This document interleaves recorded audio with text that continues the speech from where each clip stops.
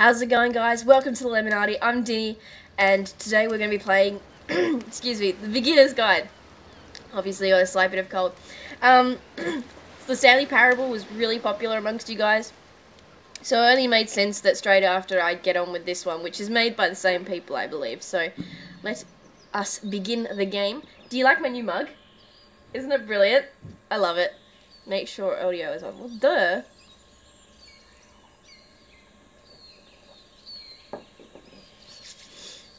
This can't be too difficult.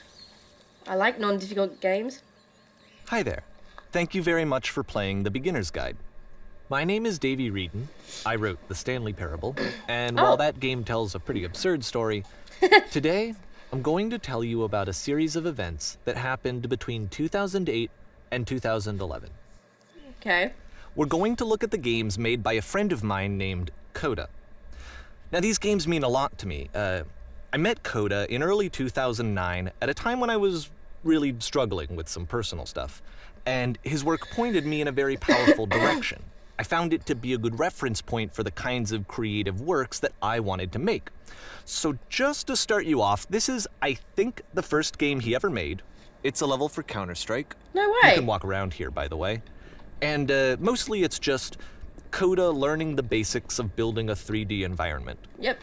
But what I like is that even though he starts from the simple aesthetic of a desert town, he then scatters these colorful abstract blobs and impossible floating crates around the level.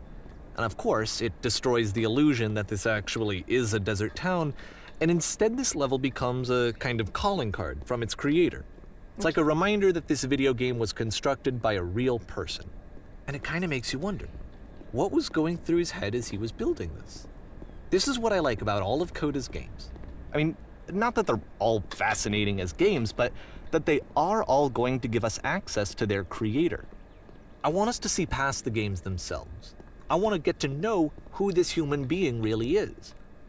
And that's exactly what we're going to do here. It's a bit deep, isn't it? It's 2008. Coda starts making these games, and he never releases any of them. He doesn't put them onto the internet, he just makes them and then immediately abandons them, and they sit on his computer forever. And I think he really understood this image of himself as a recluse. At one point, he jokingly renamed his computer's recycling bin to Important Games Folder. So, you know, this was just how he worked. He tended to crank them out one after the other without even really pausing to try to understand what he had just made, until suddenly one day, he just stopped. Okay. In 2011, that was it. He made his last game, and then he hasn't made another one since. And that's why I've taken this opportunity to gather all of his work together, is because I find his games powerful and interesting, and I'd like this collection to reach him, to maybe encourage him to start creating again. And if the people like you who play this also happen to find his work interesting, then I'm sure it'll just send that much stronger of a message of encouragement to Coda. So thanks for joining me on this. If you have a particular interpretation that I haven't mentioned here, or if you just need to get in touch, you can email me at daveywreden@gmail.com. Okay, that's about it for introduction. Let's take a look at Coda's first proper game. As each game is loading, I'll show you the date that it was completed. This first one was made in November 2008. This feels... Oh, shit. Warning. Whisper machine active. Shift destruction imminent. What are games like This game is called Escape from Whisper, and it's one of the more generic games you'll see from Coda.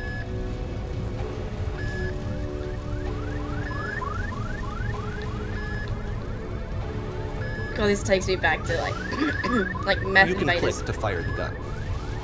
Oh, cool. Security call breached. Hostile alien life form inbound. Uh-oh. I don't like this. What if It it's kind of buggy? looks like this game was abandoned mid-development. For instance, you have this gun, which you'd think would indicate that there are supposed to be monsters or enemies somewhere. But then clearly there are no enemies anywhere. Yep. You can't even reload the gun when you run out of bullets. Do you run But out of bullets? ultimately we don't really know. Oh. Maybe Coda thought that actually it was complete the way that it is. And I think that we should talk about his games for what they are, rather than for what they're not. Okay. Enemy force neutralized. Begin shift evacuation. I love how you can see the bottom of the universe from this room. Oh, shit.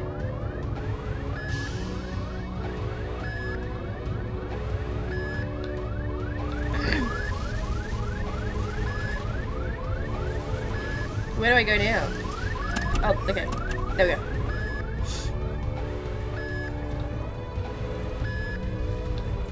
Oh, this definitely reminds me of, Apparently, the space station has a labyrinth on it. Sure, I don't know. There's really no reason for it that I've ever been able to discern, so in the interest of time, I'm just gonna skip you on past it. Thank you. Very kind. Okay, this is the part that's interesting. The game has this narrative about the whisper machine and how it has to be turned off, and then you get to the engine room. Okay. Hey, you there, in the engine room. You could save us all. That beam is powering the whisper machine. We could destruct it by introducing a great enough heat signature. If your body could stop the beam. It's so much to ask, but for all of our lives, would you do it? Could you give yourself? I guess that's what I'm supposed to do. So, sure, why not? Let me pause here for a second. What you just experienced, stepping into the beam and then dying, is probably what Coda had initially intended when he was developing this level. But when he first compiles and plays it, something goes wrong. There's a bug somewhere. And this is what happens instead.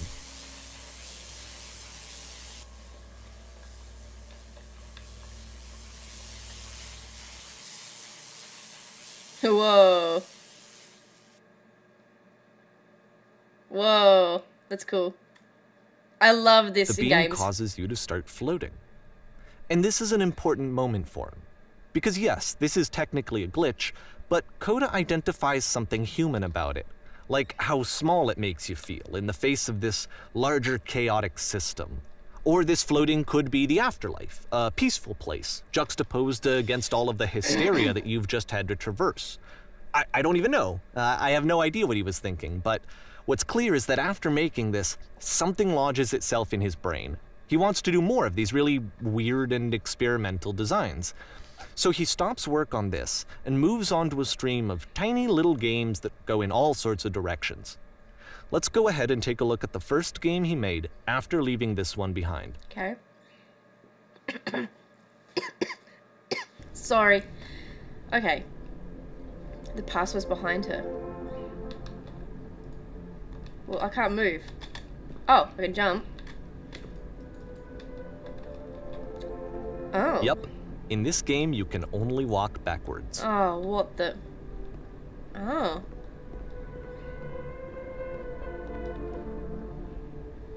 This guy's weird. Oh, what the... Oh, but... So it's a short and relatively minimalist experiment combining motion and narrative. It is less advanced than the previous game, but actually it seems to be more focused, more complete. Coda's trying to give it a unique voice rather than simply basing it on a pre-existing trope.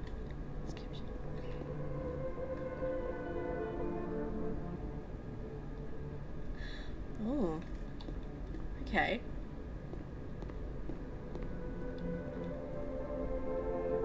But if the future is always behind her, how will she find the strength to confront it? It's a short little thought, it says what it wants to say, and then it ends. Didn't need anything more than that. Which to me is why it works, because it gets out quick. Yes. Okay, next one. Actually, I really like that. Oh god, this reminds me of Slender. Slender? Is that what his name is? Slender Man? Slender Man. You are now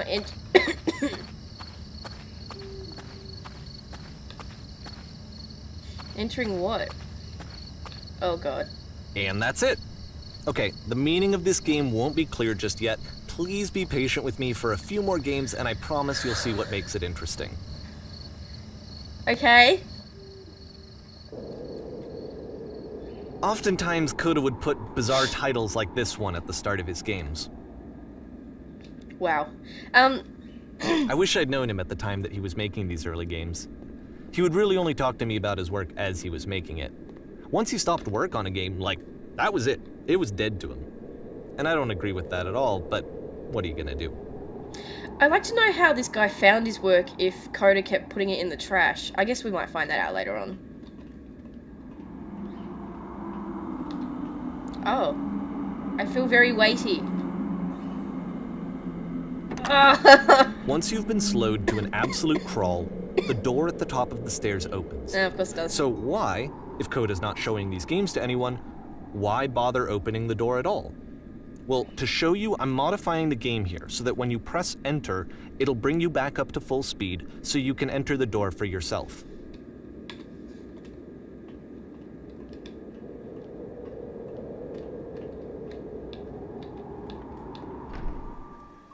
Stand on an X. Hang on, what?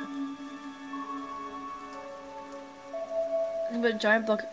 A room that's warm and nice and filled with little ideas for games. So what's that supposed to mean? Koda would often tell me that he didn't mind if people thought of him as cold or distant. He said that he knew that he was actually a vibrant and compassionate person, but that it takes time to really see that. You spelled and It dressed can be wrong. a very slow climb to get there. So is this like for a self-motivation thing that he did?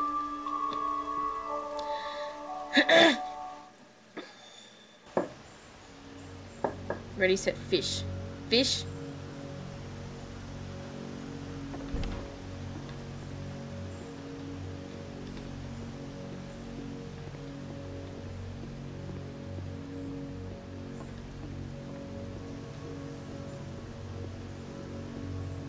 Oh. Well, this is new for Coda. So It's an actual puzzle. Go ahead and see if you can solve it. Oh my god, I'm so clever.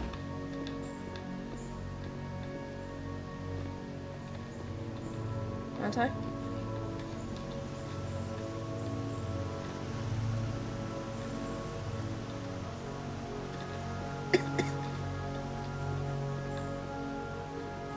Oh.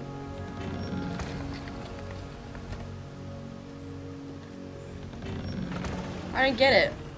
Is there another? Fuck. I'm not gonna get it, am I?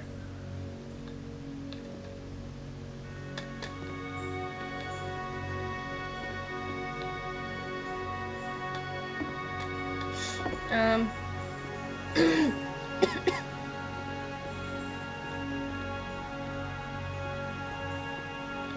wasn't feeling so shit. I'm probably getting it.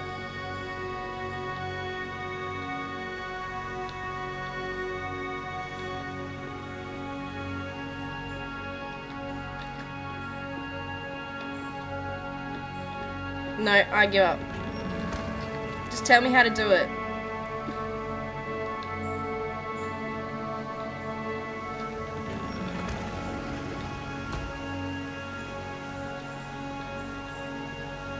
Oh, maybe. Ah! Don't forget that solution, because we're going to see this puzzle again soon. We're gonna see it a lot. That's really cool. I can't believe I worked it out. I'm so proud of myself. So that seems to be it, right? You walk down a corridor, you solve a puzzle, you get to the end. Simple enough. Yep. Alright, now I'm going to modify the game again so that when you press enter, it'll remove all of the walls from this room. Fucking hell.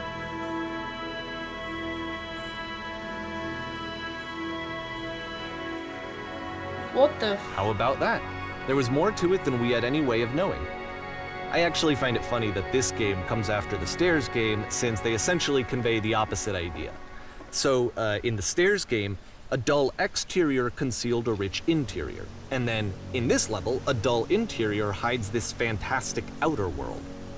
Either way, I think that the point is the same, is that most of the time you don't get to know what you're missing, or even that you're missing anything. Yeah. That's not your role as a player.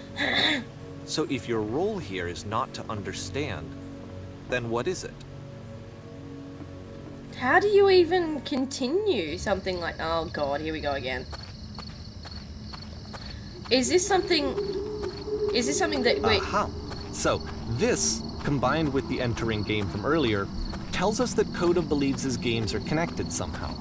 It could even be that the stairs game and the puzzle game are literally connected in between this and the entering game.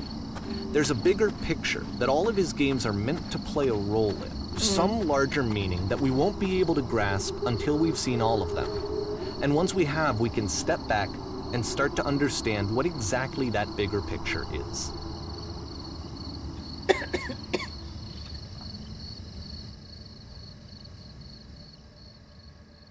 The great and lovely descent. Oh, wow, so wide.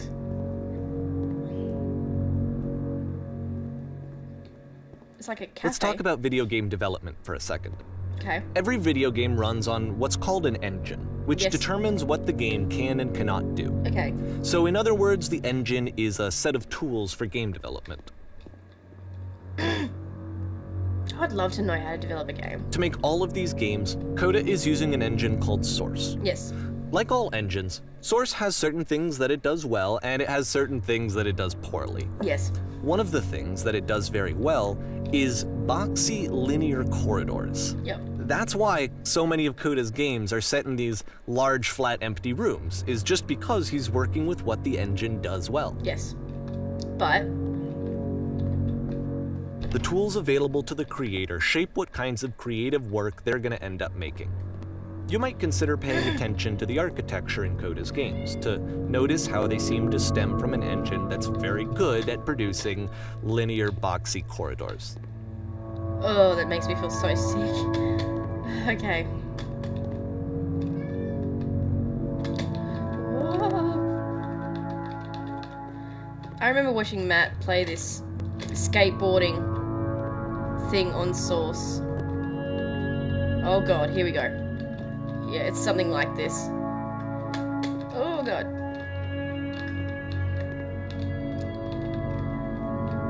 Whoa. Can you fall through the world on this? I don't really want to try, but... oh my goodness.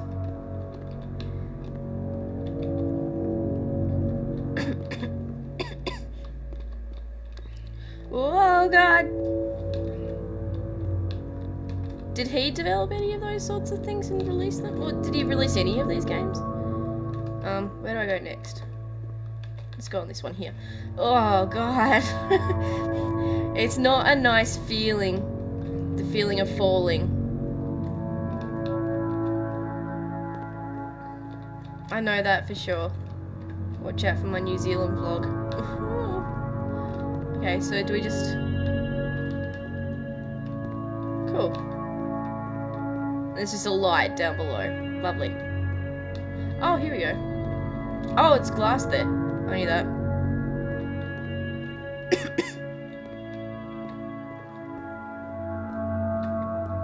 Wow. It gets better and better, doesn't it? Like, just the amount of detail. Like, if you can say that in Source, but... yeah. Oh.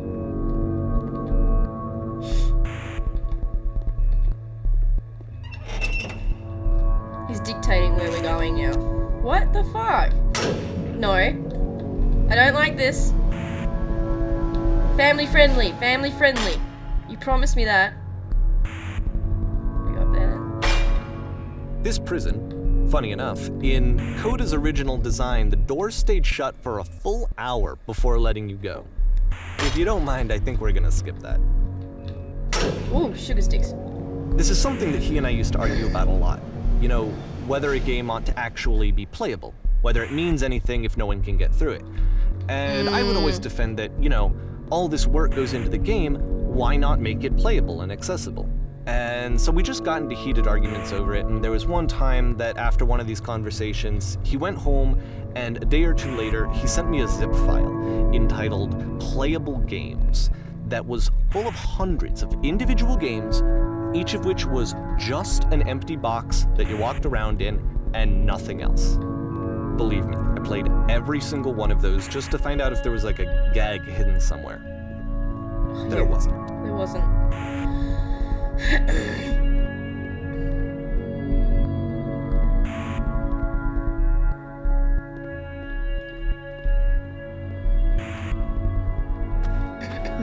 This is certainly one of the bigger ones that I made. It's the puzzle again, with the exact same solution as the last time. Thank you. There's still no clear indication of what makes this puzzle so special that Coda is going to return to it over and over. But I promise I'll share with you my interpretation very shortly. You make so many promises, you know, it's important that you do actually keep them.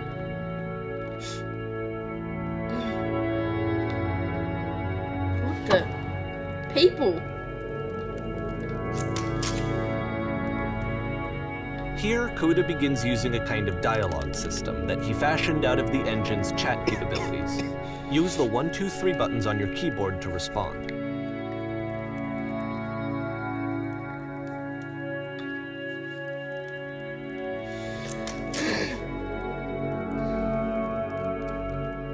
Did you have to get through a puzzle with 2 doors and switches?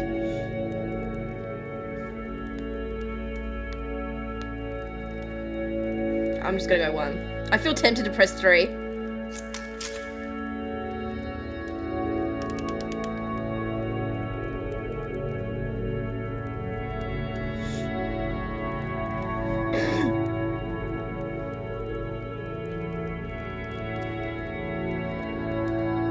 It's not giving us any options that I like.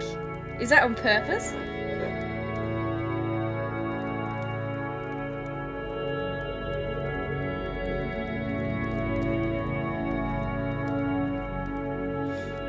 Let's go 1.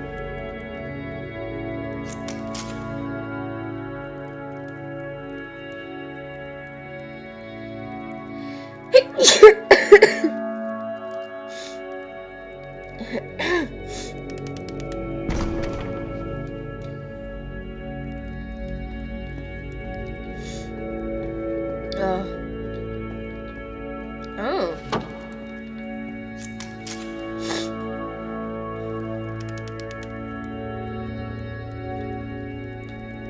Hey.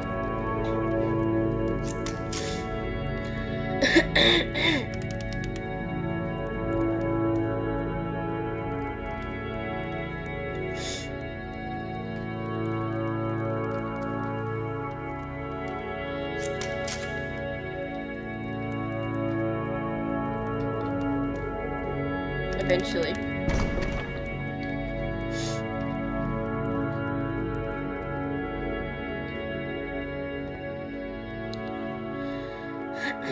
And so we make one last descent down to the final floor of the level.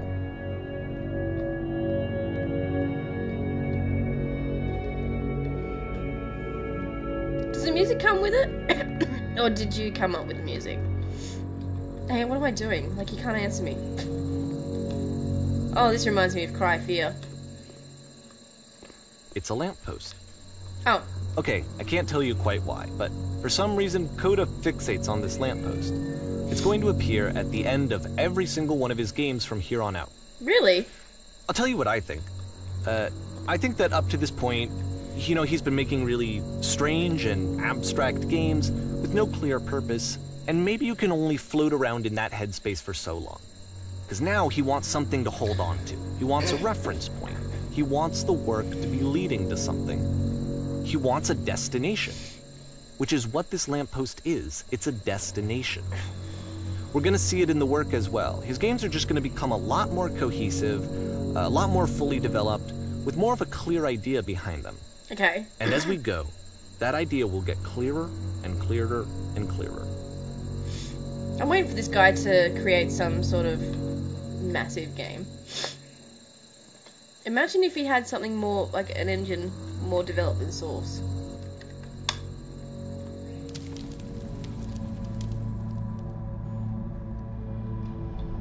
Oh. Oh god.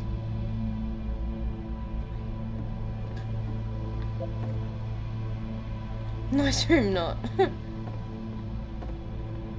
So first off, I'm sure you can deduce this, but this game is not connected to the internet. All of the notes that you're gonna see have been written by Coda. Okay. This was actually the first game of his that I ever played. This was shortly after I met him at a weekend game jam in Sacramento, where I grew up.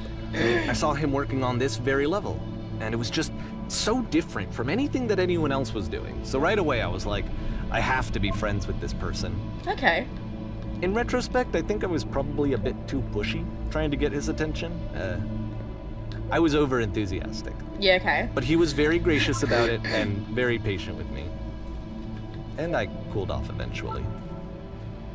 Oh, feel free to skip over any of these notes if they're not doing anything for you. Nothing extra is going to happen if you read all of them. Either way, to me they convey a sense of loneliness.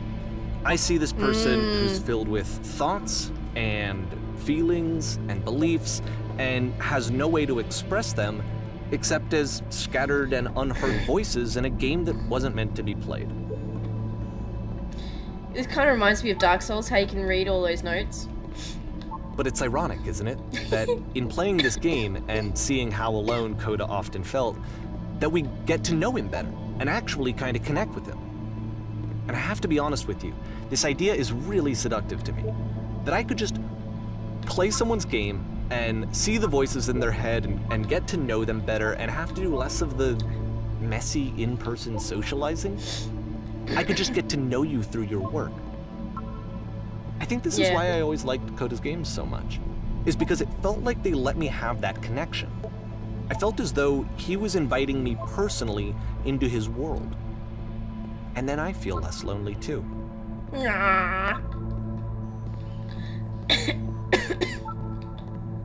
Sorry.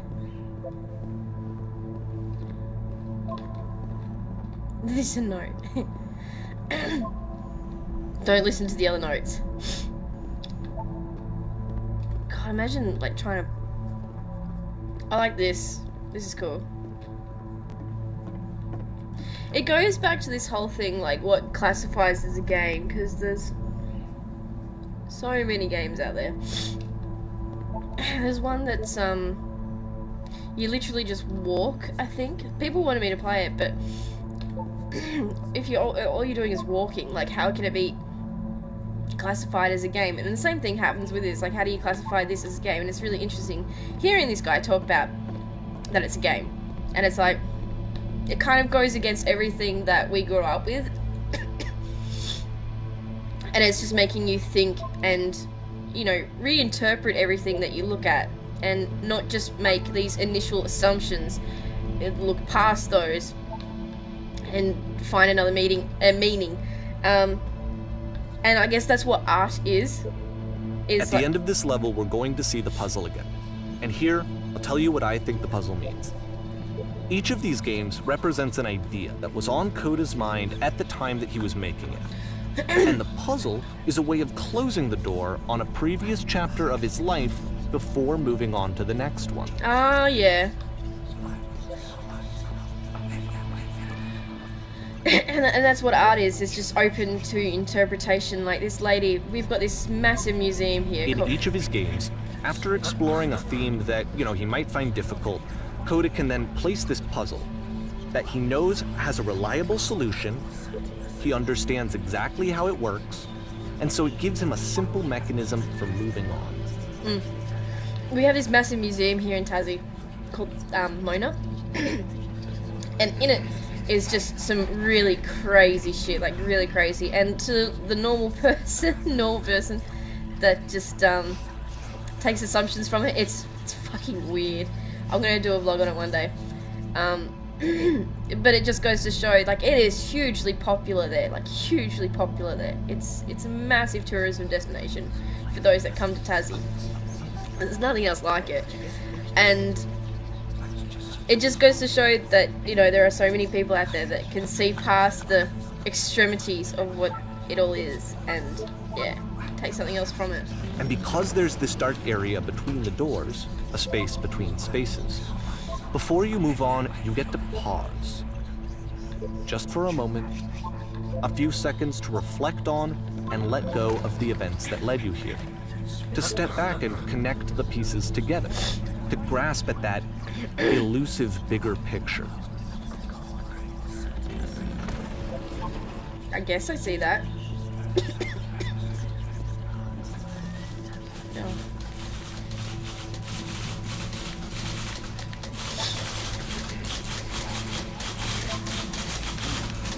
How do you leave notes? What the fuck?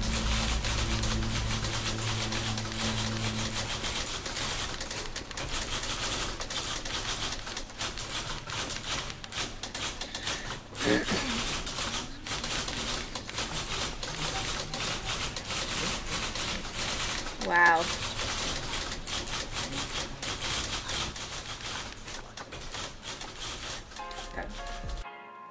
Okay guys, I'm gonna end it there. Like, favorite, and subscribe. I really hope you enjoyed this episode. I certainly did. And I'll see you guys in the next one. You take care now. Bye. This one took a lot longer than all the others for Coda to make. It was 4 months between this and the last one. Wow. That's twice as long as it took him to make any other game before this. And it's not like it's particularly complex, so I remember I found that a little strange at the time. Oh, shit sticks. Fuck me.